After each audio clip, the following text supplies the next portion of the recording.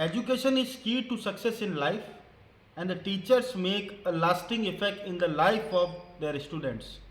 जी हाँ, एक शिक्षक ही वो है जो बच्चों के भविष्य के निर्माण में एक महत्वपूर्ण भूमिका निभाते हैं। उन्हीं शिक्षिका की कड़ी में हमारे साथ मौजूद हैं अलका जी शर्मा, जो सीपीएस की डायरेक्टर भी हैं, चेयरपर्सन भी हैं। आइए उनसे जानते हैं कि मैडम, 1960 के दशक में आपका जन्म हुआ और 89 से, जब तक मैं शायद पैदा भी नहीं हुआ था उससे 2 साल पूर्व से आप स्कूल चला रही हैं। कितनी मुश्किलों भरा सफ़र रहा, चैलेंजेस बहुत आए होंगे, कैसे आपने उनका डट के सामना करा? एक महिला है, नारी हूँ लड़ सकती हूँ, ये डायलॉग तो प्रियंका जी ने अभी हाल ही में दिया, पर आपने ये 89 से साबित करती आई। मेरे को पढ़ाने में मेरे माता पिता का पूरा सहयोग रहा। मेरे पिताजी पीडब्ल्यूडी में चीफ इंजीनियर थे उस वक्त, और लगभग 10 बीघा ज़मीन में हमारा घर था, तो मुझे सुख सुविधा पूरी मिली, माता पिता का सपोर्ट मिला।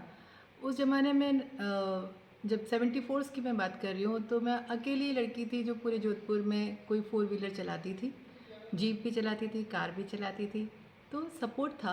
पर मेरी शादी जब मैं फर्स्ट ईयर में थी तब हो गई। मैंने बीएससी शादी के बाद किया। बीएससी के 4 साल के दौरान 3 साल की जगह मैंने 4 साल में किया, और उसमें मेरे दोनों बच्चे भी हुए।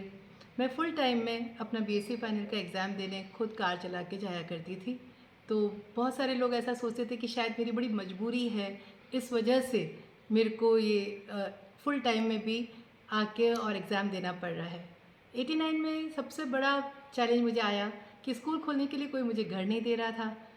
जैसे तैसे मुझे किराए का घर मिल गया, तो मुझे तो ये लग रहा था कि मैं स्कूल चाहे कहीं पे जंगल में भी खोलूँगी तो चलेगा, क्योंकि बच्चे मेरा जुनून है, मेरा पैशन है और मेरी रिसर्च का भी केंद्र है। तो मुझे बच्चे बहुत ज़्यादा अच्छे लगते थे, और मैंने क्लास 6 में ही ये अपने पिताजी को बोल दिया था कि बड़े होकर मैं अपने खुद का स्कूल चलाऊँगी। तो स्कूल जब स्टार्ट किया तो चैलेंजेस बहुत सारे थे।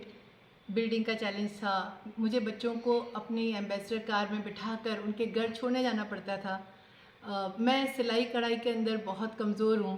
मैंने 1000 मीटर कपड़ा ख़रीदा था यूनिफ़ॉर्म के लिए, तो उस ज़माने में मेरे को वो कपड़ा काट के यूनिफ़ॉर्म का देना पड़ता था, वो मेरे लिए बड़ा टॉर्चर हुआ करता था।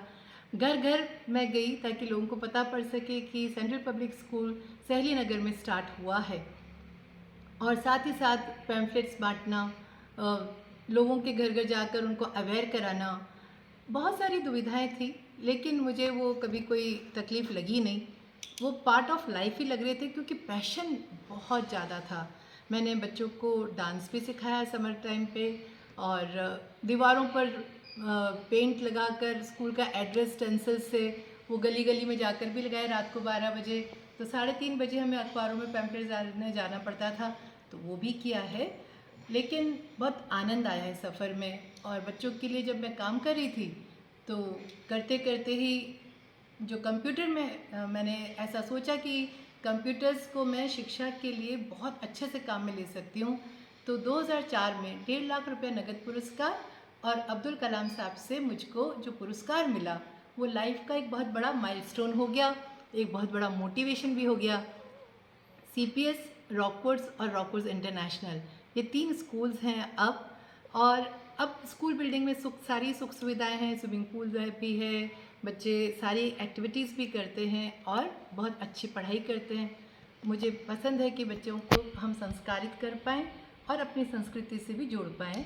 तो इसके लिए करिकुलम को मैंने खुद डिज़ाइन किया है। उसके लिए मैं टीचर्स को खूब अच्छे से ट्रेन करती हूँ, उनके बहुत सारे ट्रेनिंग कॉपीज सेशंस होते हैं, और इस तरह से पिछले 35 साल से इस शिक्षा के जगत में मैं अपने प्यारे बच्चों के साथ एक नए पथ की दिशा दिखाते हुए लेती जा रही हूँ। आप सबका आशीर्वाद चाहिए कि इसी तरह से बच्चों को हम मार्गदर्शन देते रहें। जी, एक दूसरा सवाल इसी से जुड़ता हुआ था मैडम, कि जैसा कि आपने बताया कि आपकी परवरिश जोधपुर में हुई, उसके बाद आपकी शादी उदयपुर के अंदर हुई। आपने शुरू से शहरी वातावरण देखा, वहाँ पर महिलाओं पर जो एक पाबंदियाँ गांवों में आज भी है, और उदयपुर एक ट्राइबल बेल्ट है।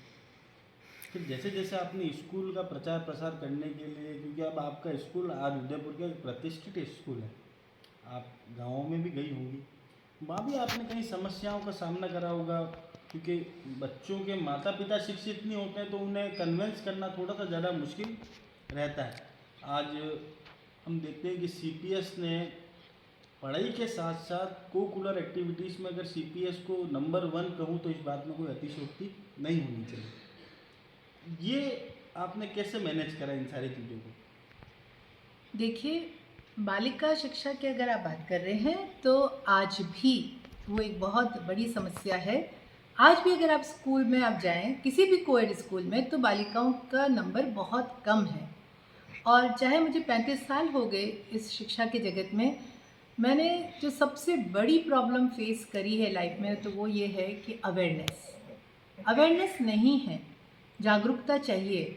बच्चों को जो हम शिक्षित कर रहे हैं वो हम प्लान या थॉटफुल वे से आज भी नहीं कर रहे। तो चाहे लड़का हो चाहे लड़की, तो बालिका का आज भी एम्पावरमेंट चाहिए, बहुत सख्त ज़रूरत है इसकी। और इसके लिए समाज को जागरूक होना बहुत ज़रूरी है। सब अगर एक बार ढंग से जो पढ़ाया गया है उसको ही ज़िंदगी में अप्लाई कर लें तो भी हम आज भी काफ़ी आगे बढ़ सकते हैं। मुझे दुख है इस बात का कि दुनिया में सबसे ज़्यादा पॉपुलेशन रखते हुए भी, और इतने जो भी डिग्रीधारी हैं, जो पढ़ लिख गए हैं, वे भी सिर्फ लिटरेट हो पाए हैं, शिक्षित नहीं। जी, एक सवाल आपसे था मैडम कि हम देखते हैं आए दिन के दैनिक जीवन के अंदर हम पाते हैं कि सरकार काफ़ी योजनाएं निकालती है। सरकार ने बहुत सारी योजनाएं निकाली कि पढ़ेगा इंडिया तो बढ़ेगा इंडिया। सारी योजनाएं तो निकलती है कागजों के अंदर, पर उनका इम्प्लीमेंटेशन ग्राउंड लेवल पे नहीं हो पाता, और ख़ास करके उन ग्राउंड पे नहीं हो पाता है जहाँ पर पिछड़ा वर्ग रहता है। भारत का जो पिछड़ा वर्ग, जिसे हम अन्य मतलब ट्राइबल बेल्ट्स कहते हैं, वहाँ तक आज भी वो योजनाएं नहीं पहुँच पाती है।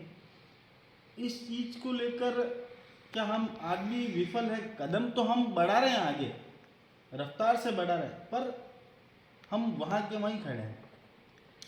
मुझे बहुत ज़्यादा दुख होता है इस बात को देखकर कि सरकार की इतनी बड़ी और अच्छी योजनाएं हैं, जैसे बच्चों को खाना भी मिल रहा है, यूनिफॉर्म भी मिलती है, और जो लड़कियां बहुत अच्छे मार्क्स लेके आती हैं, गार्गी देवी पुरस्कार तो मिलता ही है, साथ ही साथ कैश अवार्ड, स्कूटी मिलती है, बहुत सारी सुविधाएं लड़कियों के लिए दी हुई है।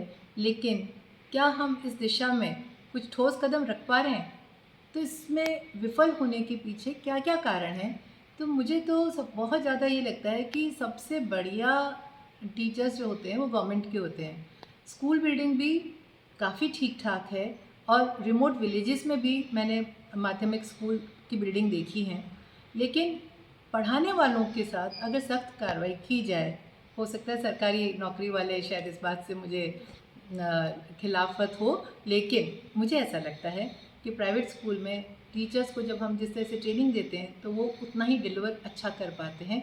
तो सरकारी नौकरी में जब इतनी अच्छी तनख्वाह है और सुविधाएं हैं, अगर ढंग से मिलकर सब जने पढ़ा लें तो बालिकाएं ही क्या, अपना देश ही बहुत आगे निकल जाए। जी, एक अंतिम और आखिरी सवाल आपसे, क्या ये उम्मीद करें कि इस महिला दिवस पर आपसे ये उम्मीद करें सीपीएस ऐसी कोई योजना लाएगा जो बालिकाओं को स्वावलंबी बनाने का, शिक्षा के साथ उन्हें आत्मनिर्भर बनाने का प्रयास करेगा?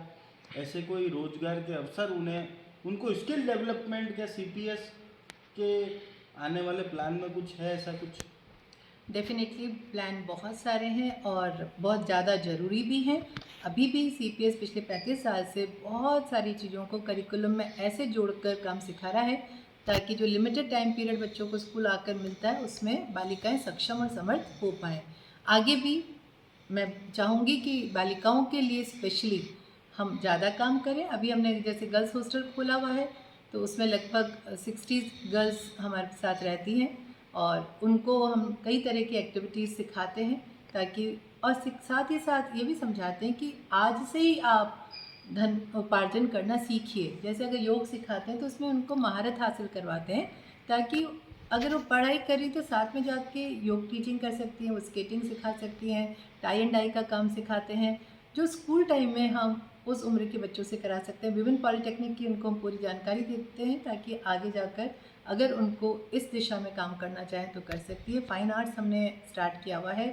साथ ही साथ लड़कियां तो आप जानते हैं, अभी हमारी निहारिका जो है पूरे देश में उसने फर्स्ट 30 के अंदर उसका रैंक बना है।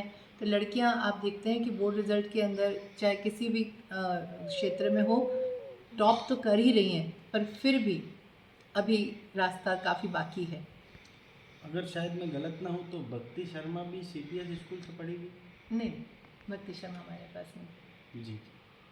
और इस महिला दिवस पर बालिकाओं को और उन महिलाओं को कोई संदेश जो अपने आप को कम आंकती है पुरुषों से, उनके लिए कोई संदेश?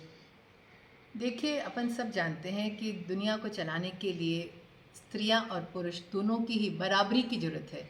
लेकिन क्योंकि हम बच्चों को ढंग से शिक्षित नहीं कर पा रहे, संस्कारित नहीं कर पा रहे, इस वजह से लड़कियों को कठिनाइयों का बहुत ज़्यादा सामना करना पड़ता है।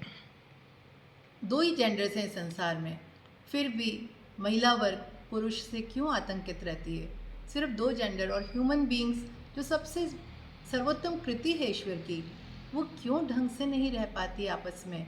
इसके पीछे कारण क्या है? क्यों इतना हम आतंकित रहते हैं? क्यों रात को 10 बजे अगर बाहर निकलें तो हमें दूसरे जेंडर से इतना डर के रहना पड़े कि हमें जूडो कराटे सीखना पड़े ताकि हम अपने आप को पुरुषों से बचा सकें? लेकिन दुनिया को चलाने के लिए तो दोनों जेंडर्स ज़रूरी हैं। इतनी सी तो बात थी जो समझनी थी। लेकिन अगर हम अवेयर करा दें, शिक्षित कर दें और समाज के रूल्स को भी कड़ाई से हम इनका पालन करें तो डेफिनेटली हम लड़कियों को थोड़ा और सक्षम बनाने में समर्थ होंगे। जी।